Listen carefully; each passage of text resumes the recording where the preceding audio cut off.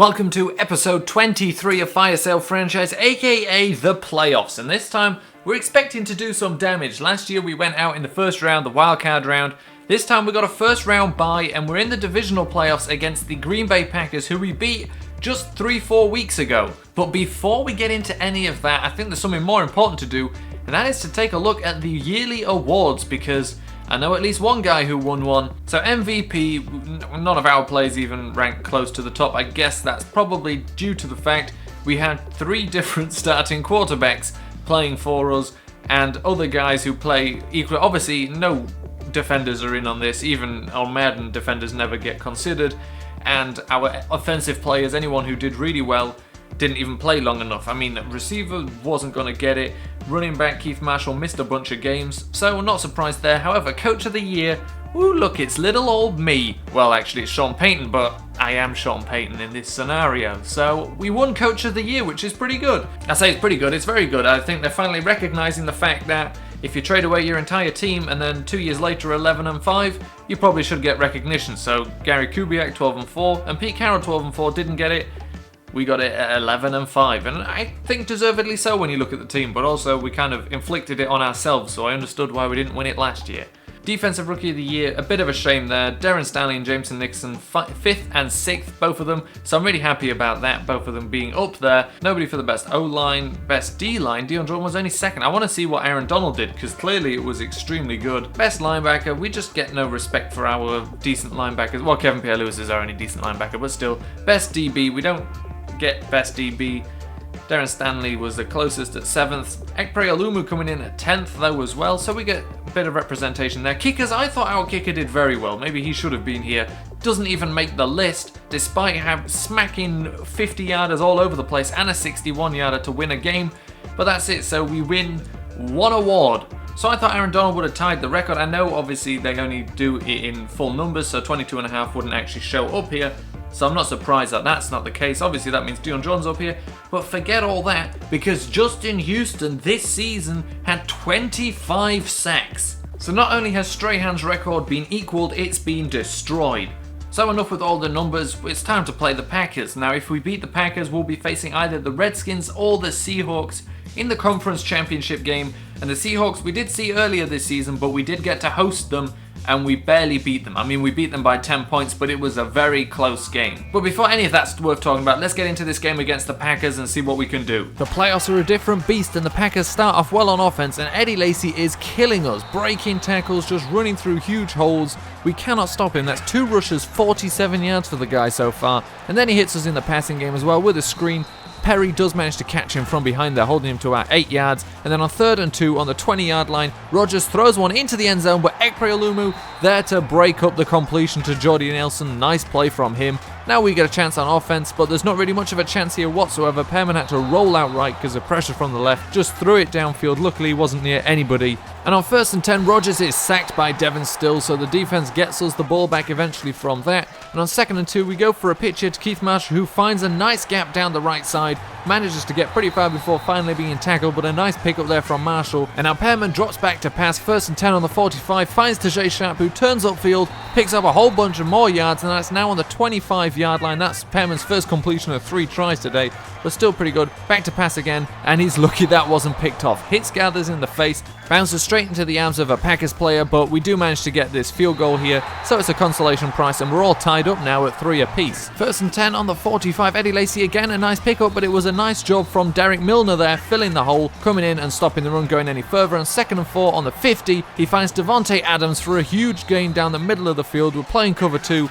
He takes advantage of that. And then on 1st and 10 on the 24, Rodgers back to pass again, throws it into double coverage, broken up again by Ekpre Olumu. That's his 2nd breakup of the day. Both of them would have been touchdowns. However, nobody does anything to stop this touchdown. Eddie Lacy on a pitch to the right just takes it in for the touchdown. They're now up 10-3. And at this point, Perman has completed 2 out of 7 passes with this completion to Mitchell, so that slant was a little better than it looked as well. And now Perman manages to find Tajay Sharp downfield. Tajay Sharp picks up a bunch of yards there. That was a real nice play. Play action, rolls out right, finds the receiver, and on 2nd and 15 on the 38, throws it out to Malcolm Mitchell, but it's dropped onto the floor there. So we have to go for a field goal, but it's blocked by the Packers. Luckily, they don't manage to take it back any further, but our field goal, we've never had one blocked before. Here in the playoffs, we do have one blocked, and Eddie Lacy gets another big gain up the middle, but Darren Stanley lays the hammer on the guy. Darren Stanley just comes down and hits the guy. 1st and goal on the 3. For some reason, Akeem Davis there was covering Randall Cobb. He's the 3rd string safety. I don't know what happened there, but they get another touchdown, so we've got to move downfield here, and Tajay Sharp's doing a good job of it. Only 4 minutes left in the first half, and that completion was about it. We had to punt it away again. Aaron Rodgers, plenty of time to sit back there. Eddie Lacy breaks one tackle, one's just missed, breaks another tackle. Finally, Joshua Perry tackles him.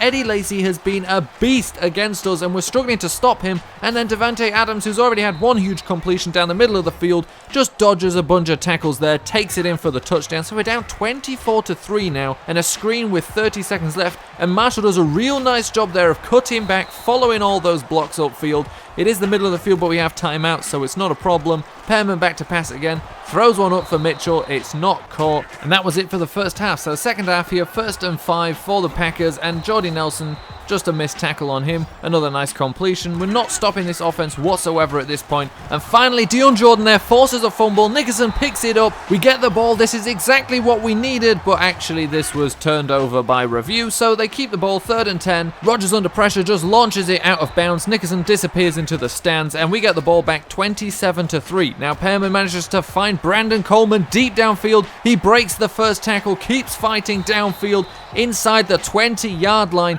Now the offense is fighting. An outside run to Keith Marshall. He makes a nice play, gets inside the 5-yard line, and we're here now, 2nd and goal on the 5. Pearman rolling around. Could have thrown it there, but he runs himself instead, dives into the end zone for the touchdown. Rushing touchdown by Zach Pearman. That brings the game that little bit closer. It's now 9-27, and a sack here from Trey Flowers. See, the 9 came from a missed 2-point conversion.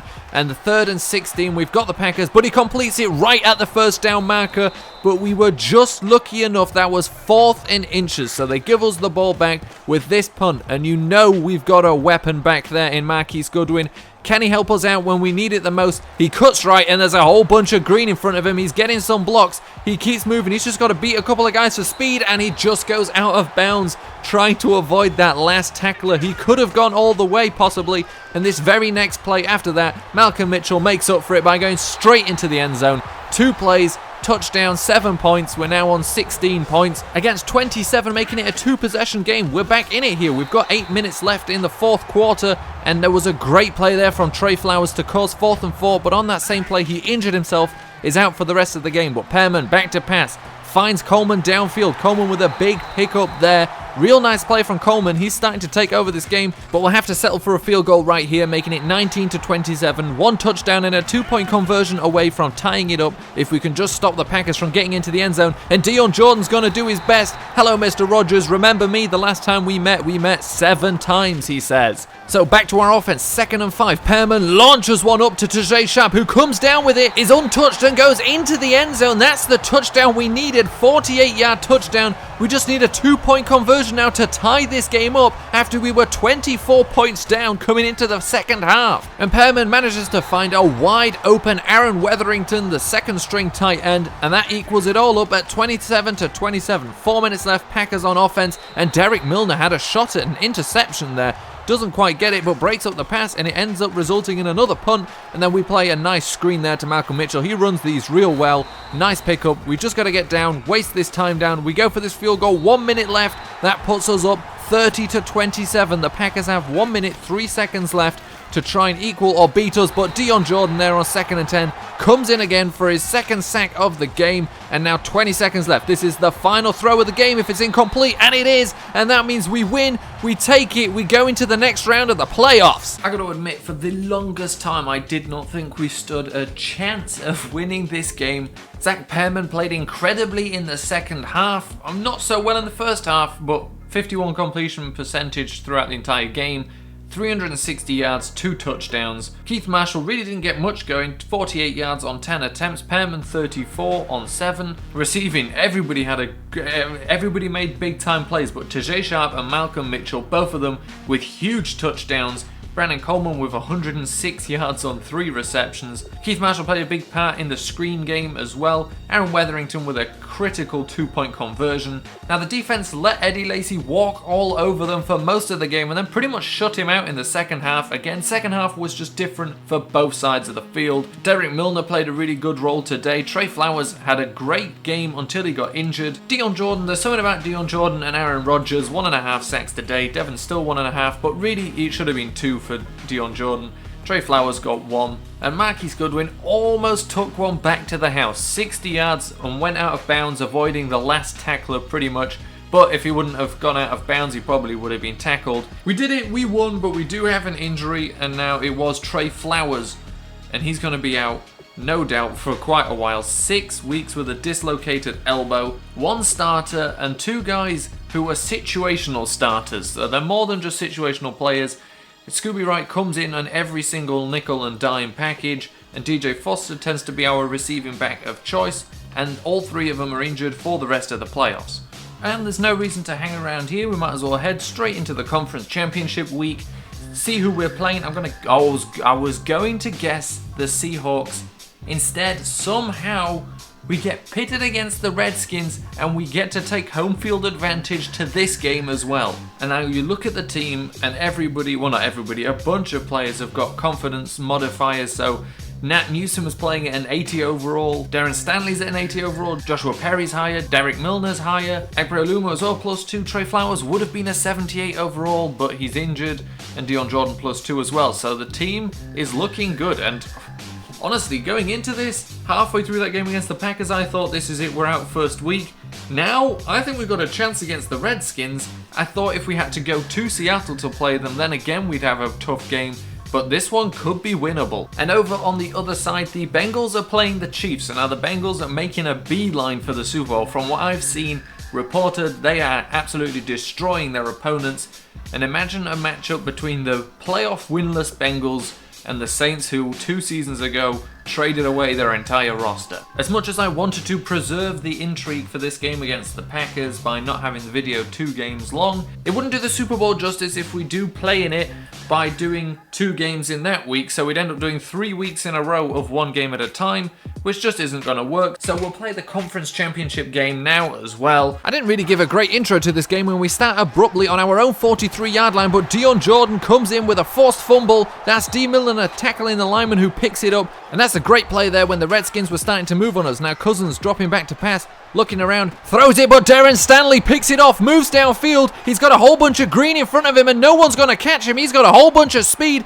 and it looks like we're about to start this game with a pick 6 from our defense. Don't forget, this is Darren Stanley's rookie season, and this is how he turns up in the playoffs. What an incredible play from him there. Just read the quarterback perfectly, jumped the route there, just got straight in front of the receiver and has the speed to take it all the way. What an incredible play from our defense. Of course, the Redskins have the ball back, and this time it was almost picked off again by the other safety, Derek Milner. And that leads to us getting the ball back here on 3rd and 8. Zach Pearman looking to roll out right, looking to run with the ball, gets the first down, but as he gets hit, fumbles the ball. Really should have looked to get out of bounds or slide there. Gets slammed by the defender. So the Redskins have the ball, 2nd and 2 on our 31-yard line. Completion the flat, but Derek Milner forces the fumble. Ekbre Olumo is the first guy there, and now he's got a whole bunch of green in front of him. The only guy near him is Jameson Nickerson, who's 6 times faster than anybody else, and Ekbre Olumo goes into the end zone for another defensive touchdown. 2 in a row. We're up 14-0. Defense is the only team that scored. So of course the Redskins get the ball back, and this time Matt Jones slices us for a big gain there. Darren Stanley finally making the tackle. That's a 19-yard gain for him.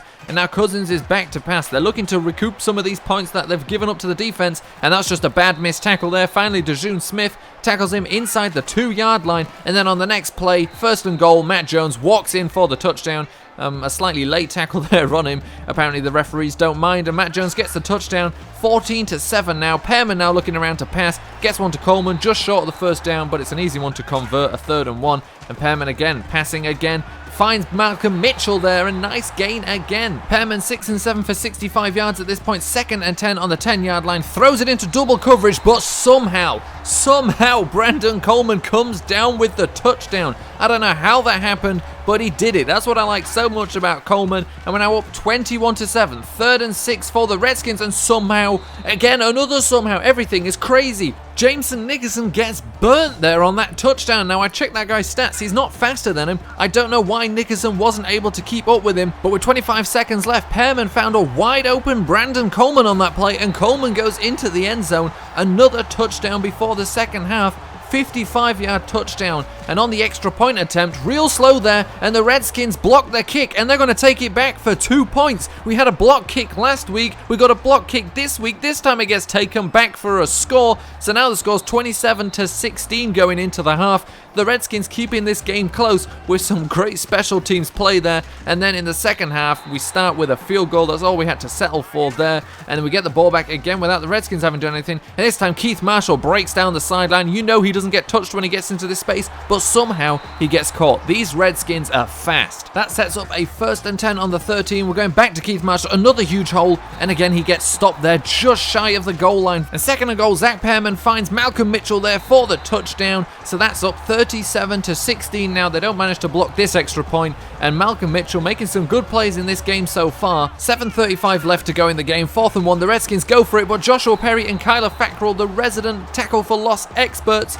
come in and turn the ball over to our offense. However, all we did was run down the clock a little bit, no scores, and this time Washington go down again, and this time another touchdown. Derek Milner tried to make a play on the ball, just completely missed it. The Redskins really are keeping this game quite close, and with 2 minutes left, 3rd and 8, we need a 1st down to keep running the clock down, and Tajay Sharp can't hold on to that ball, so the Redskins get the ball back, but with 1:45 left, 14 points, their chances are slim. Their chances are even slimmer when Dion Jordan sacks Kirk Cousins there. Back again, 4th and 15, has to throw it, doesn't throw it, gets sacked, turns the ball over again, so our offense gets the ball, and Janovich finds a huge hole. Now he cuts back because we're trying to stay out of the end zone so we can run this clock down, but he cuts back and loses the ball. He was even covering it, but still somehow managed to fumble it, so the Redskins get the ball back on their own 4-yard line, and Cousins just stood in the end zone, stood in there a little bit too long, gets taken down for the safety. Game over, Saints win. Someone get t-shirts made because the Saints are NFC champions, and in what fashion? That defense just dominated the Redskins pretty much the entire game. They did manage to score 23 points on us, but still, we had safeties, we had touchdowns, we had absolutely everything from our defense. Zach Pearman as well had quite an incredible day. 76% completions, 3 touchdowns, 206 yards. Keith Marshall, 80 yards on 13 touches. Zach Pearman, 24 yards, didn't do as much today. Receiving, Brandon Coleman has just been so incredible this year. 90 yards, 6 catches, 2 touchdowns. Malcolm Mitchell, 20 yards but a touchdown. Keith Marshall ran some really nice screens. Jameson Nickerson was surprisingly involved today, and also was surprisingly burnt on more than one occasion, but that it really has to be maybe he was, out of energy or something, because nobody's faster than him. I even checked the stats of the guy who burnt him. He's not faster than him, but Jameson Nickerson just never ran at full speed after him. Dion Jordan got 2 sacks, David Onyemata got 1.5, and Bobby Richardson, who's filling in for Trey Flowers, got a half as well. And then Darren Stanley had a touchdown, a pick 6 that he returned 61 yards. Dion Jordan forced a fumble, but Derek Milner forced the fumble that was then recovered by Ekbre Olumu for 72 yards and the touchdown. David Onyemata as well added a safety onto everything, so in total they scored 16 points of our 39. The offense might still be questionable, although we have a superstar in Keith Marshall at running back and some decent offensive linemen nowadays, but this defense is absolutely a championship caliber defense. I mean, it's the one where we picked up the most young players as well, so it's not like guys who've been sitting around for a while that weren't so good, whereas on offense we had a couple like that at the offensive line positions. Tight end Joshua Perry joined us as a rookie, Kyler Fackrell joined us as a rookie, Pierre Lewis was pretty much the most experienced guy out of those. Our safeties are both rookies this year. Ekbre Olumu never played an NFL snap because he had that horrible ACL injury. D. Milner again was one of the few guys that had played other places. Same can be said for Devin Still, but David Onyemata, a rookie drafted by the Saints. Dion Jordan was a bit of a troubled guy who, under us, has clearly taken the righteous path and doesn't do anything wrong anymore. Trey Flowers missed most of his rookie season with injuries and then came to us and we've used him well. And Jameson Nickerson was a rookie as well, so there's no reason why this defense, in effect, couldn't be this good. We gave these guys chances and they have absolutely proved it worthwhile. But that's not to say that we won't replace a good number of them in the draft this year. But still, I like the players and they are really quite good. They were the #1 defense in the NFL this year in terms of yards. I assume probably not in points scored, which I think is more important. Which is more important, what are you talking about? But then we advance to the Pro Bowl. We can take a look, see if any of our players have made the Pro Bowl, which I really think they will have done this year. Didn't last year. Scooby Wright is available to play again as well apparently, so that helps us actually a lot. So no quarterback, which we're not that surprised about. Running back, no, which is a little bit surprising. None of our receivers were good enough. But then again, Julio Jones with a 99 overall was the 6th best chosen, so, you know. So our first player that turns up is Dion Jordan, who's backing up Aaron Donald. And Marquise Goodwin makes it as a punt returner, which he absolutely should. He returned 3 punts for touchdowns last season, but that's it. So we're being kind of disrespected here. Our team has made... I didn't really expect offensive players that much, but no other defenders outside of Dion Jordan. Well, no other defenders, just Dion Jordan. And then we got 1 kick returner. We're in the Super Bowl. Give us some respect here, Pro Bowl voters, which is the general public. So, yeah. So we got some more draft stories. All-star rushing champ running back Blake Moreland, finishing with the most rushing yards. And then cornerback Breon Ruffin looked foolish when a receiver caught a touchdown pass over his head. So I'll take a look at both of those just out of interest. So Moreland is a fullback, and he finished with the most rushing yards out of everyone at the All-Star game. So... we were interested in a fullback and we'll consider him. Maybe there's some in there. And Breon Ruffin happens to be the only... I don't know why I've scouted him. There must have been a reason. Maybe he'd shown up before in the news. I don't know, but he happens to be a guy we scouted in the 4th round and he's a 7th round prediction. And if a receiver's going to catch a ball over his head, well, whoa, definitely deserves that 7th round talent rating. The all-reject Saints against the playoff winless up until this point, or maybe last year, I didn't check or remember, Bengals. So 2 teams you probably didn't expect to see here.